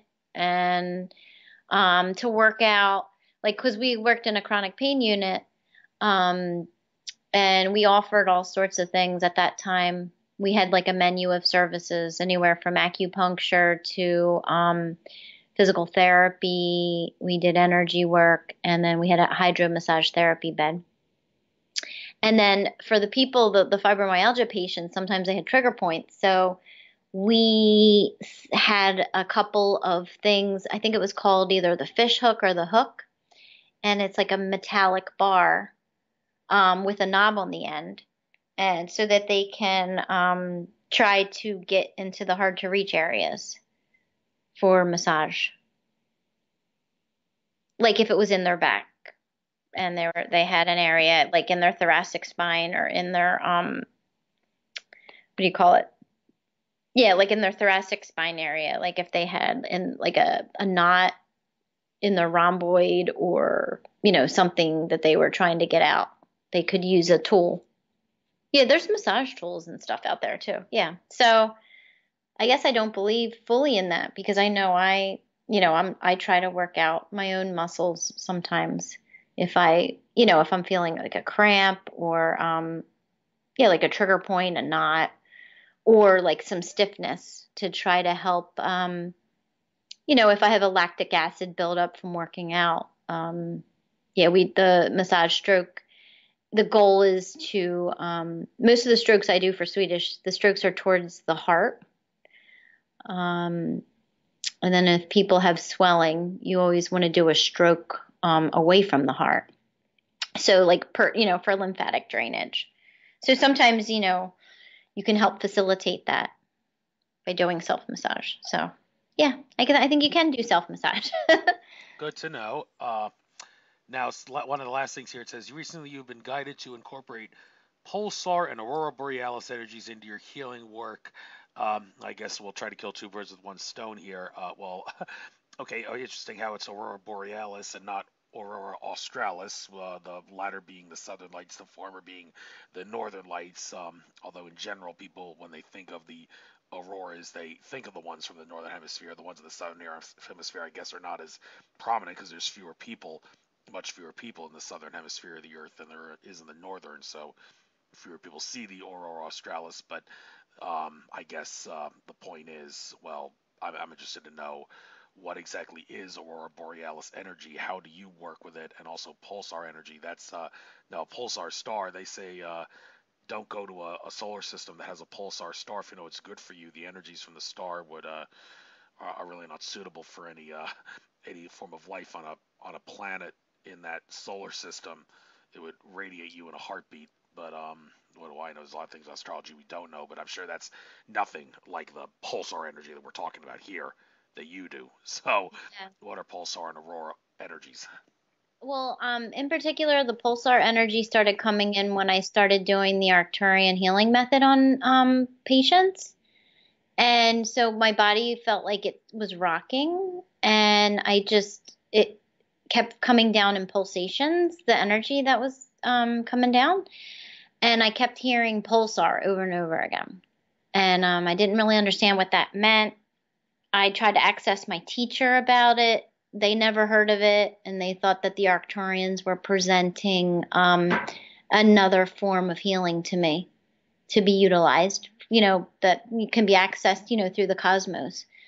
So then I started like looking up all this information about pulsars that I could. There's like binary pulsars. There's like all sorts of different ones. They all have different names, and they're numbered and coded and all this stuff. So the pulsar healing it's a very strong vibration that comes down intermittently when I'm doing the Arcturian healing method usually.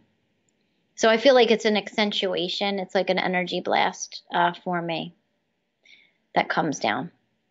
And then the aurora borealis, when I started doing energy work on people, any modality that I was doing, all of a sudden, because I close my eyes sometimes when I'm channeling, I would see green and purple energy intertwined coming down a lot.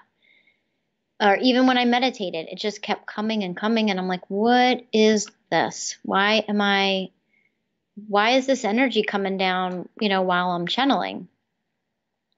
And so I put the question out to my Arcturian healing method people, and I said, is anybody else being guided to use this energy? Nobody responded to the pulsar healing, but I only had one woman respond like it was nothing. She's like, oh yeah, I've been using that for 2 years now. And I'm like, what? And she was a fellow Arcturian healer, and she lived in Jacksonville, Florida. And we kept saying, we're going to connect, we're going to connect. And we never got to like connect face to face, but she wanted to talk to me on the phone. And like life gets busy, time passed. And around, was it May 15th? I think she said, let's talk. We need to connect. And I said, okay. So we set up a time to talk, and I spoke to her probably for about 30 minutes. And she explained to me how she uses aurora borealis healing in groups, and it's to heal trauma. And it was so weird. I'm like, oh, my jaw dropped, because I was just asked at my work to develop a trauma curriculum. As an extra like modality. And I'm like, okay. And so as part of that curriculum, I included like an aurora borealis meditation in it. So I thought that was, that was really interesting. But I'm glad that I connected with that woman. She ended up passing 2 weeks later. So that kind of blew my mind. And she told me her life story as a healer and how she was sensitive ever since she was a little girl too. And all of her different like gifts. And I just felt really blessed to have that conversation with her.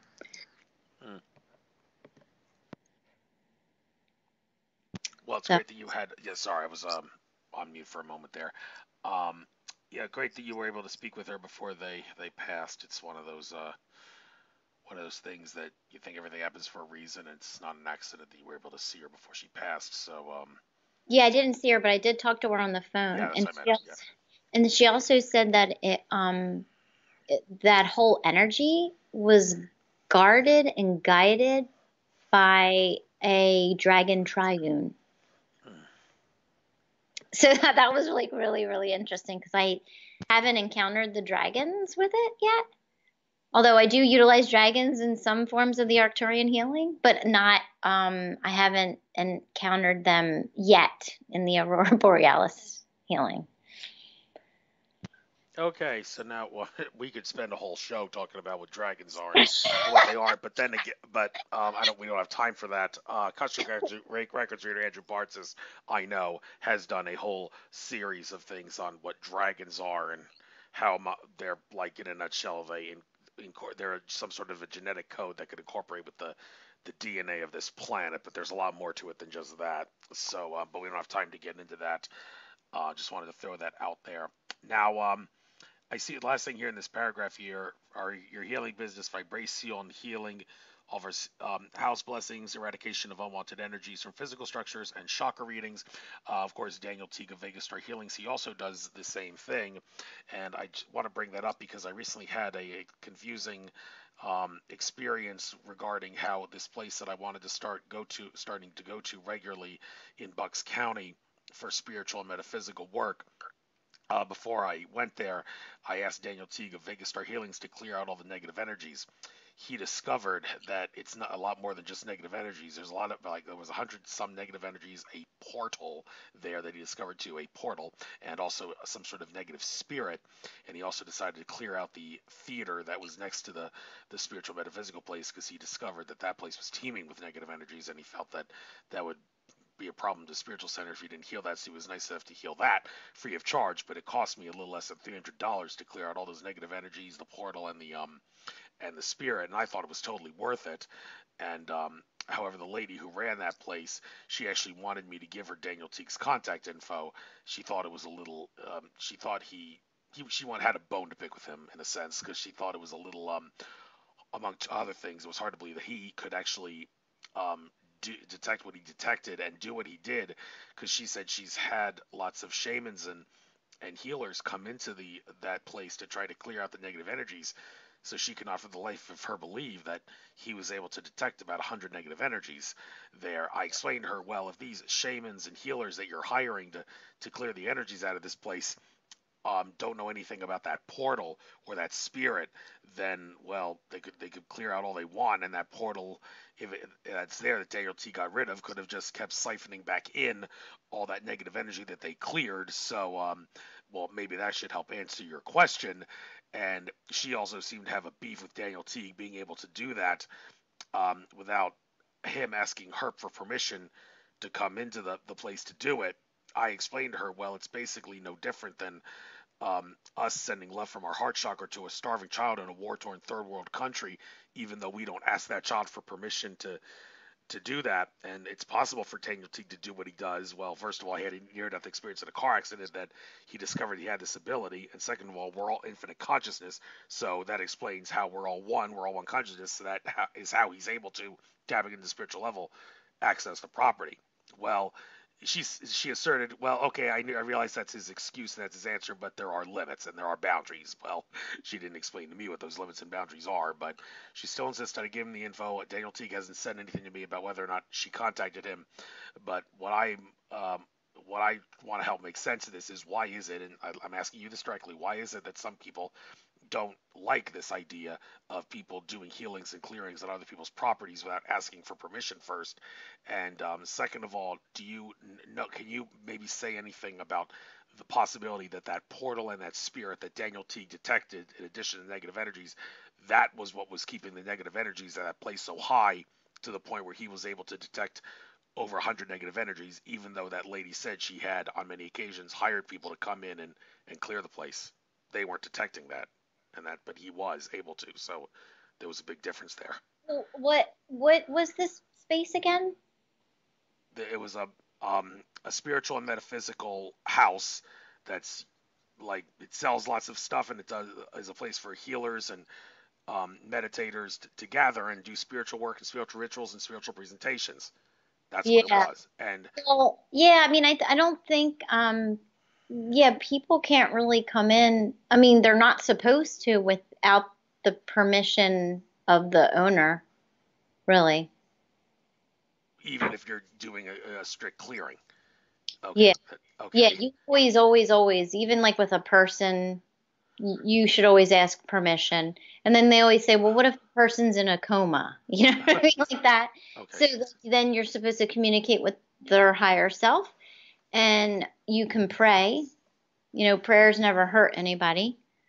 Prayers can remain in somebody's energy field for lifetimes, or, it depends when that person accepts it. You know what I mean? And then the healing could then take place. But yeah, it's pretty much spiritual law that you always have to have permission to perform anything.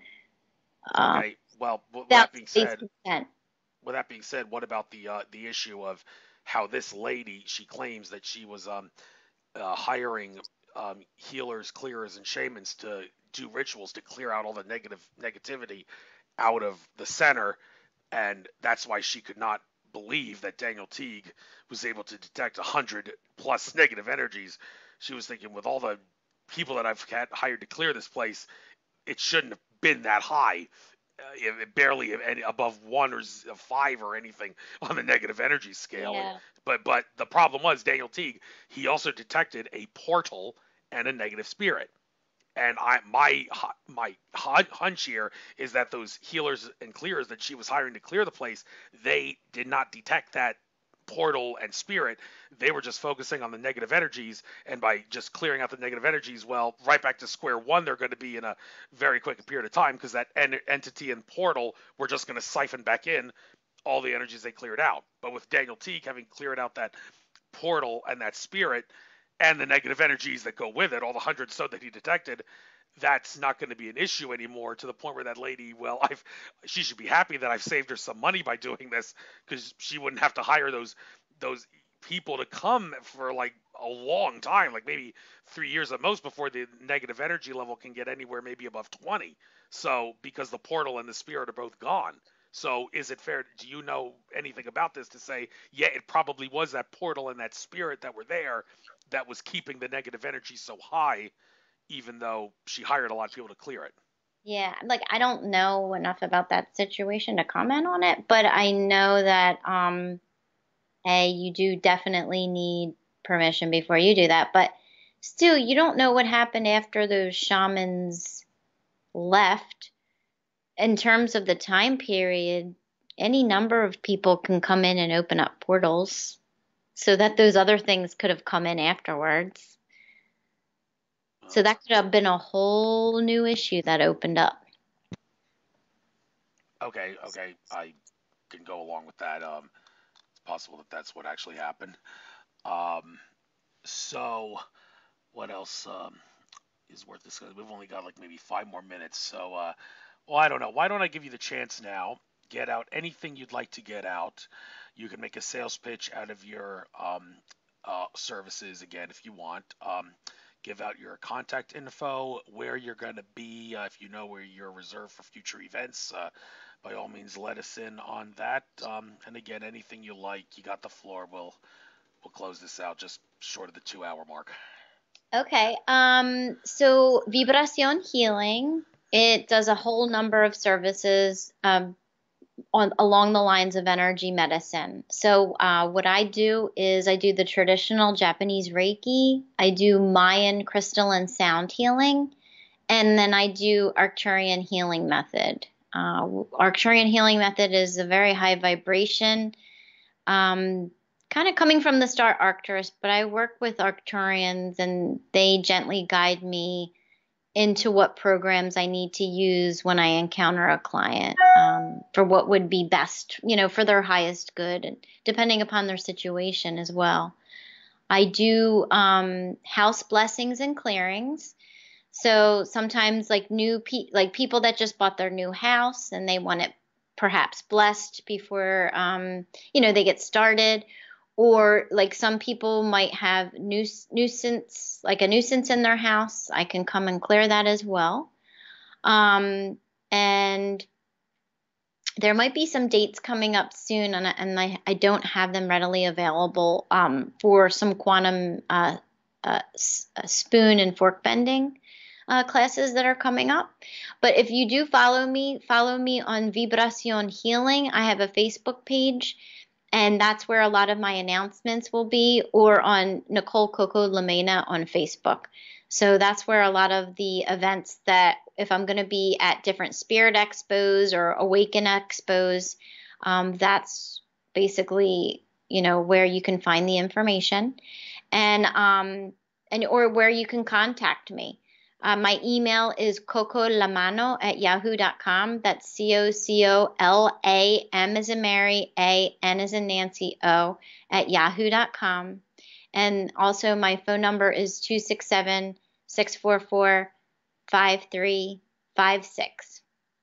So yeah, so listen up or tune in. Come and visit my Vibracion Healing page to see what I'm about. Yes, and I will make sure I upload this to YouTube. I always promise my guests by midnight tomorrow. Not exactly sure if you may have to wait till Sunday because I'm probably going to call it early tonight. And I don't really know tomorrow if I'm going to be able to get it up to YouTube. Definitely by Sunday. It's just that some other things are going on end of month that I need to take care of before the new month comes over. And not that this show doesn't take priority or anything. It's just those other things have been in the work for a while, and I kind of owe it to some people to finish it. So when that's done, though, I will get this up to YouTube before the end of the weekend for sure, and I will send you the link. And when I do, and you are more than welcome to spread this far and wide after I do that to, well, hopefully get more money in your pocketbook through customers, but also to get the valuable educational information that we discussed throughout this interview out to everybody who can certainly benefit from this information. So, Nicole Coco LaMaina, I love the healing you did on me. It was awesome. Don't know if I'll be at the Bucks County event next year, but if I do, I hope to see you or some other event nearby, and I'll certainly utilize your abilities if I get the chance. Certainly, if they're for free, never pass up a free healing. So, but that was opportunities like that don't come often like they did at Bucks. So, I'll just keep my eyes and ears open for you and everyone else that can do your abilities because you guys are very valuable to this world. People like you to raise the frequency, and I wish you the best of luck. Good day to you, and good luck on everything you do. Take care.